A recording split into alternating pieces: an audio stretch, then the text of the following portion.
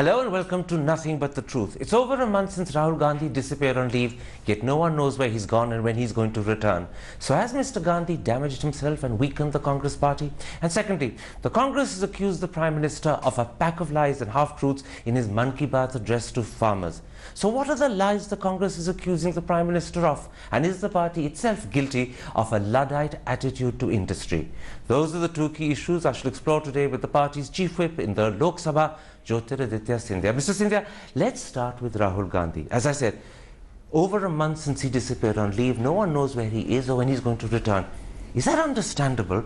Or would you accept Mr. Gandhi's made a mistake and weakened Congress at a critical point and also disheartened congressmen? Well, I think as a individual, he has every right to take time off. He's also doing that with a very particular purpose of really looking at re-strategizing for the Congress party.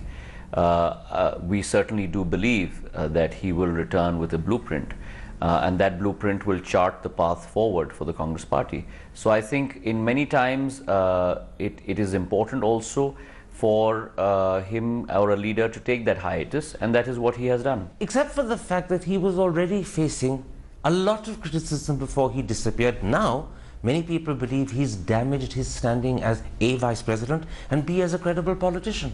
I don't necessarily think so, Karan. I think the judgment is out. Let's wait until he returns. Let's also look at what is it in terms of the blueprint that he's looking at.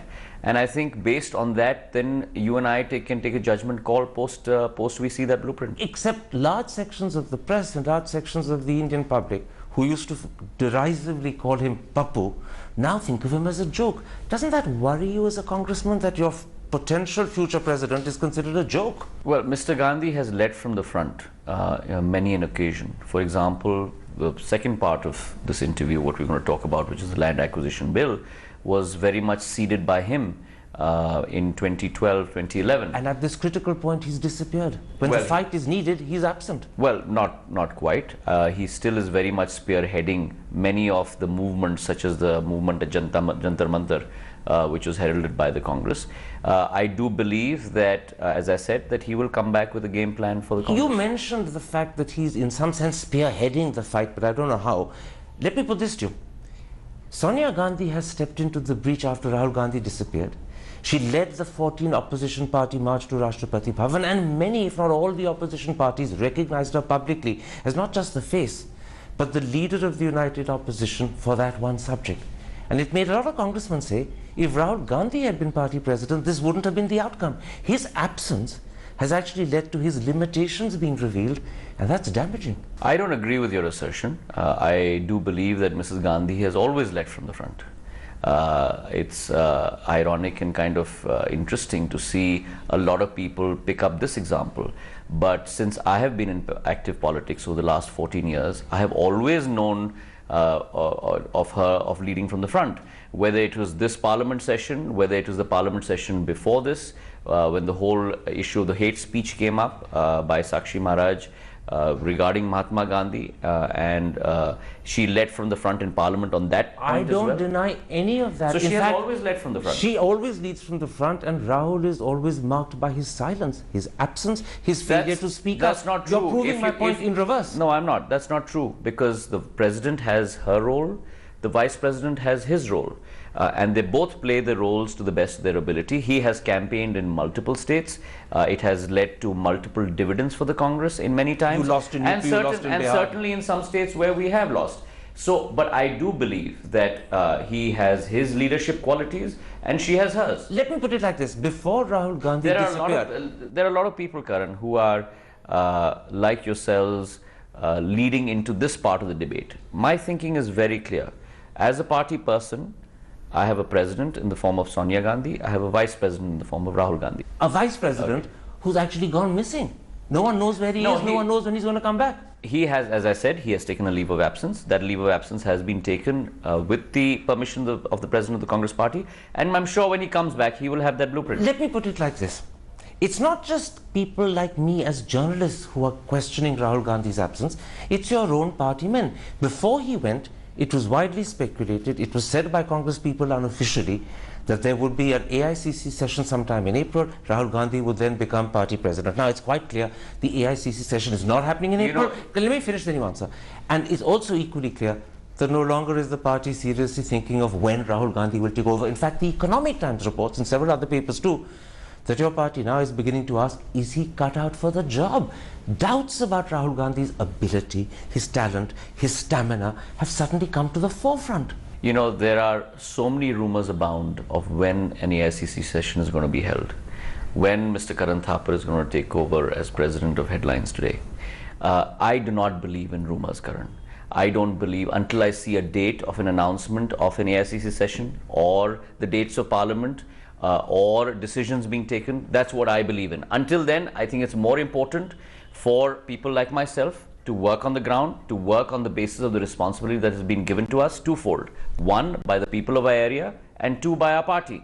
And I think concentrate on that as opposed to a huge amount of rumor mongering about when events are going to be held, who is going to take over, whether someone is likely to take over or not. But it's not rumor mongering. Read the front page of Saturday's Hindu. Amarinder Singh, the deputy leader of the Congress in the Lok Sabha, has in an interview said it is essential that Sonia Gandhi continue as party president for the foreseeable future. And he adds, and this is the telling bit, Rahul Gandhi needs to continue as vice president. He has a lot to learn from Sonia Gandhi. That's Amarinder Singh, your deputy leader, saying that he's not ready to be president. That may be his personal opinion. I will not comment on anyone else's personal opinion. I never have in my 15-year tenure as a parliament member. He's speaking as deputy leader of the Congress party. Well, I do believe that he's speaking in his personal opinion. You and I may agree to disagree, but I certainly will not comment on someone else's comment.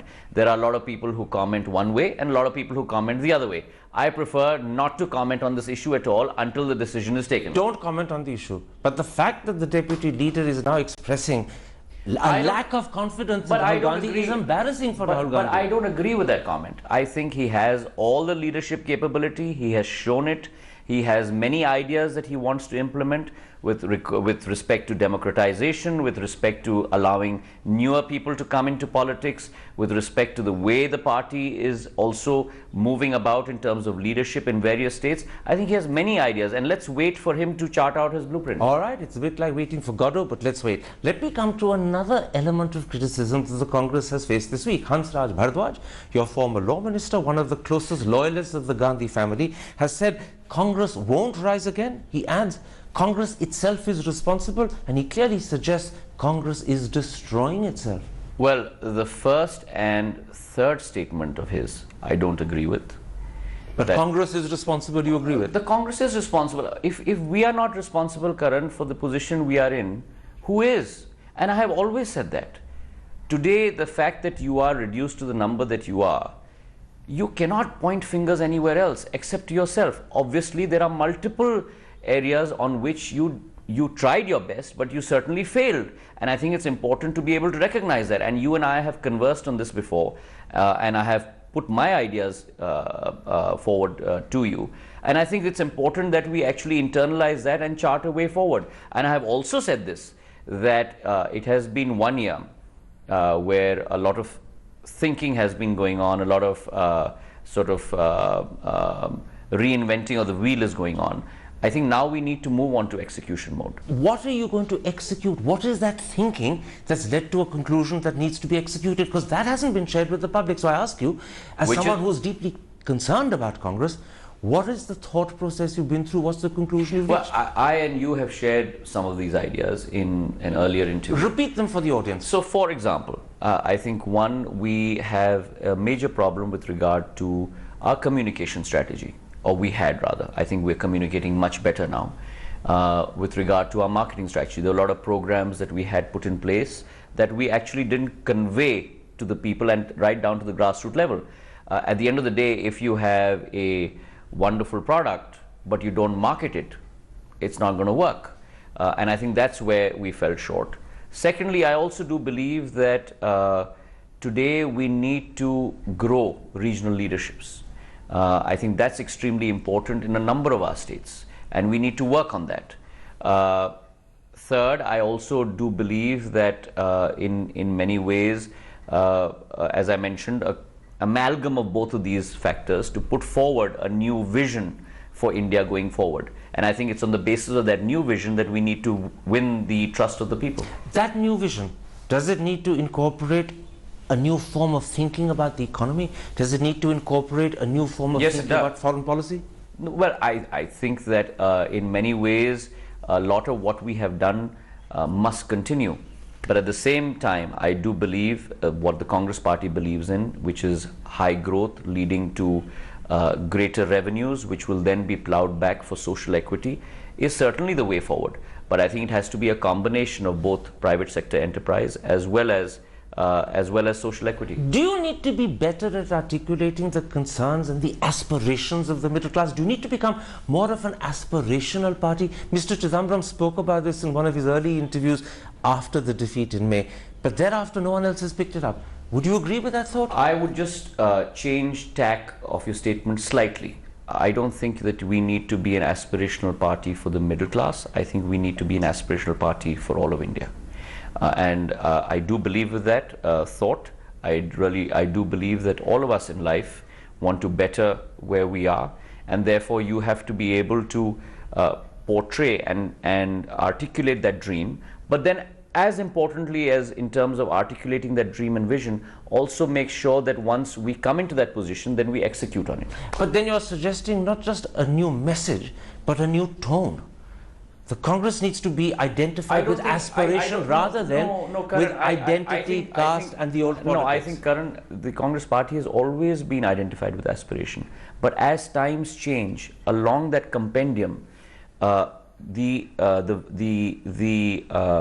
the vision line also changes, and you need to constantly move along that tack of changing. So you've fallen back and you need to catch up with the country in a sense. I think in some ways, yes. Hansraj Bharadwaj went one step further.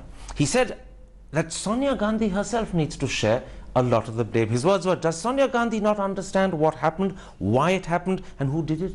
He added, everything is known, that is the style, yet share no responsibility, yet do everything. He was accusing her of not stepping up and not acting. Well, I think that he couldn't be more wrong than what he has articulated. She and both Rahul Gandhi ji have both stepped up to the plate, taken responsibility themselves straight after the election. Also, let's not forget, it's very easy to say when the chips are down, Karan, everything with you is wrong. Let's also not forget it's this leadership that brought the Congress party into government in 2004, that brought the Congress party into government in 2009. Can it do it again in 2019? I'm sure we can. If we get our act together, which we must, I'm sure we can. All right, on that note of quiet optimism, let's take a break. When I come back, I want to talk to you about the Prime Minister's land acquisition amendments and why the Congress party has accused him of a pack of lies and unabashed half-truths. That's in a moment's time. Stick with us.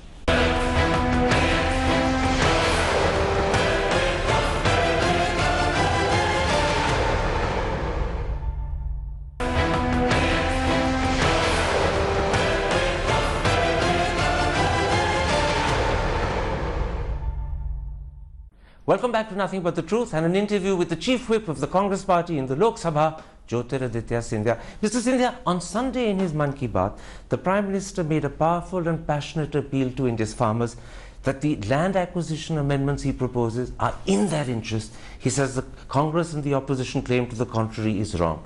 In response, Jairam Ramesh accused him of a pack of lies. Sonia Gandhi on Friday said this is unabashed half-truths. What are the lies you believe the Prime Minister told? First of all, Karan, what is the concept of Mann Ki Baat? The concept of Mann Ki Baat is the concept that you're going to tell the people of the country what is it that you want to preach? But that's or is it, let me finish. Or is it that you need to actually hear their Mann Ki Baat and actuate your policies and execute your policies based on that? Well, surely Mann Ki Baat means the Prime Minister expresses his Mann Ki Baat.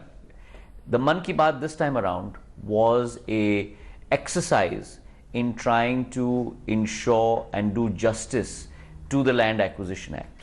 What is wrong with the Land Acquisition Act? Very simple.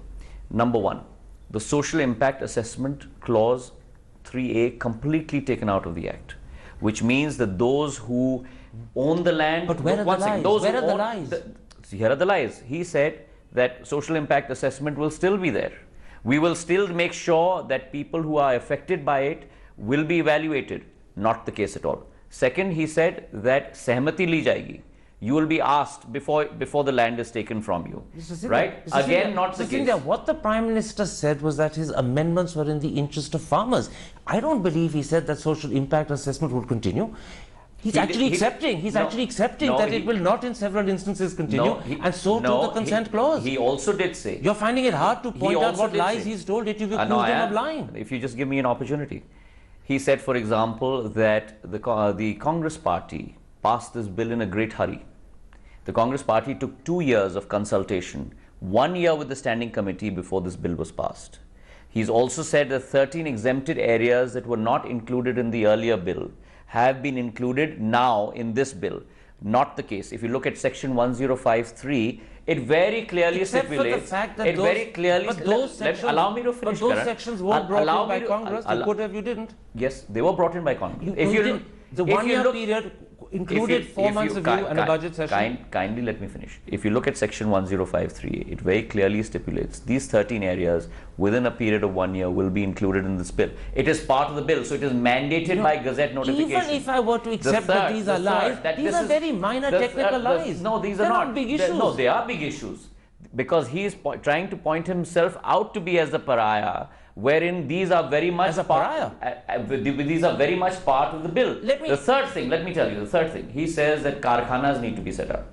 We are taking your land because industry needs to be set up.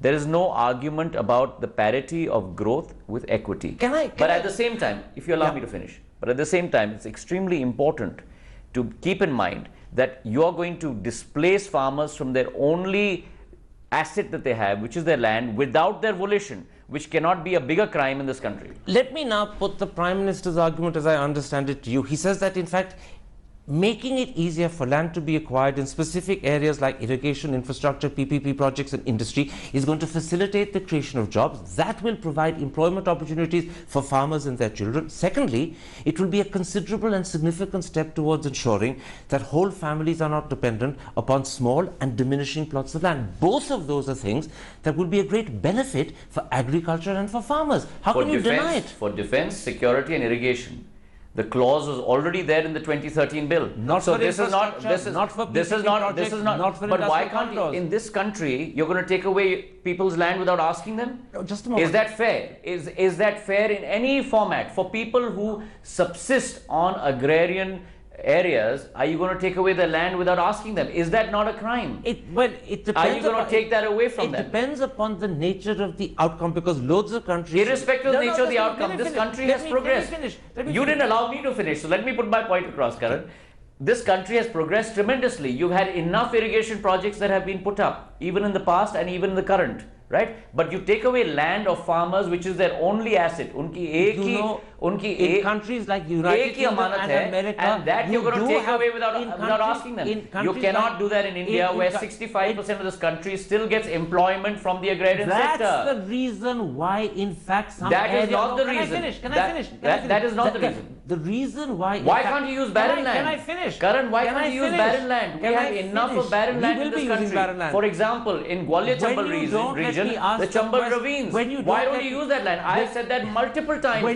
That land must be used for industry. But that barren land is not used for industry. All you say is you need to do an audit of barren land, but you never use that land. Why is it that you must concentrate on multi-crop irrigated land? Why is that multi-crop is no longer there? It is there. It's no longer there. Multi-crop is still there. Let me point out the fine print to you. It's still very much there. Can I ask a question so that the audience believes you're responding to questions? And if you allow me to answer, so the audience knows that I am allowed to answer. You know, you mentioned a critical fact. 65% of India is dependent on agriculture. Agriculture, however, is only 14% of GDP. That's one reason why a certain amount of compulsory acquisition in certain specified areas is essential, because you need to create job opportunities. Let me finish. You need to create job opportunities so that people who are dependent on agriculture can then find other employment and livelihood, because clearly 65% can't be dependent on 15% of the economy for much longer. That's why the Prime Minister has agreed to a land acquisition amendment that in specified areas, in specified instances, actually has compulsory acquisition. Yet the remuneration they get is still 4 times more. It's a very fair deal he's proposing, particularly if you believe industry is essential to the future of this country. Specified areas, every single project that you and I can conceive of, PPP or otherwise, will fall under the nomenclature of Section 3A, which has been added. Every single project that you can think of. If you had told me that for industrial corridors or certain defense and security, which is already part of our 2013 bill, no one would have any arguments. But every single project will fall under the scope. Can I make a suggestion? Let me finish. If he withdraws industrial corridors, will you accept? Let me finish. The scope that has been identified. Withdrawal of industrial corridors, no, Karan, because for industrial corridors, it's understandable.